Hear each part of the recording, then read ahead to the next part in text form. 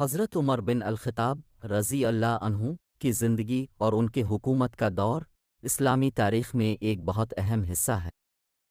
حضرت عمر کا عہدہ خلافت میں آنے سے پہلے اور بعد میں ان کی شخصیت، انصاف، علم اور قیادت کے اسباق اسلامی تعلیمات کے لحاظ سے بہت اہم ہے۔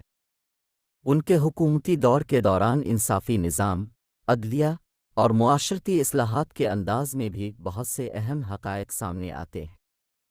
یہاں میں حضرت عمر بن الخطاب کی زندگی اور حکومت کے اہم پہلوؤں پر غور کروں گا۔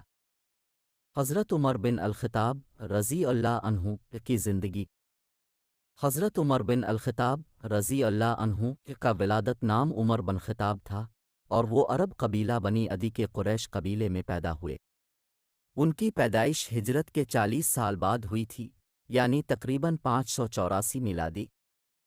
حضرت عمر کا والد خطاب بن نفیل اور والدہ ہند بنت اوف تھیں۔ حضرت عمر رضی اللہ عنہ کی زندگی کی ابتدائی سالیں بہت آرام دہ گزریں اور انہوں نے صغر سے ہی بڑے اخلاق اور معاشرتی فطرت کا جلوہ دکھایا۔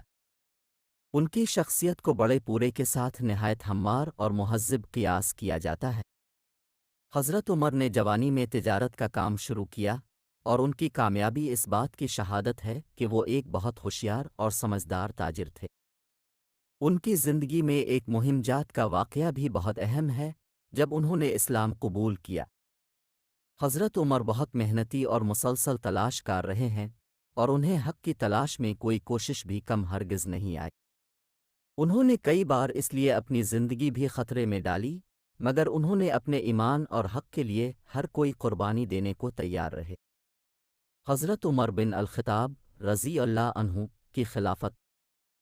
حضرت عمر کی خلافت ایک اہم مرحلہ ہے جس نے اسلامی ریاست کو بہت بڑے اور مضبوط حکمرانی کے طور پر سجا دیا۔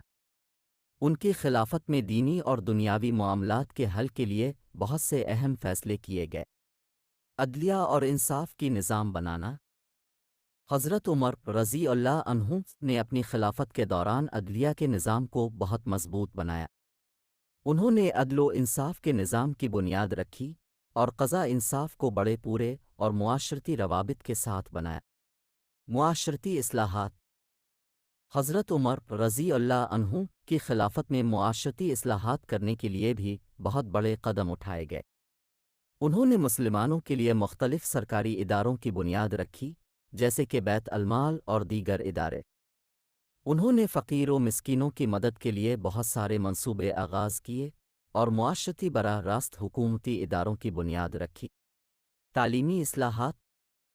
حضرت عمر رضی اللہ عنہ نے تعلیمی اصلاحات کرنے کے لیے بھی اہم قدم اٹھائے۔ انہوں نے مدارس اور تعلیمی ادارے کی تشہیر کی اور مسلمانوں کو علم و دانائی کے حوالے سے آگاہ کیا۔ حضرت عمر بن الخطاب رضی اللہ عنہ کی وفات۔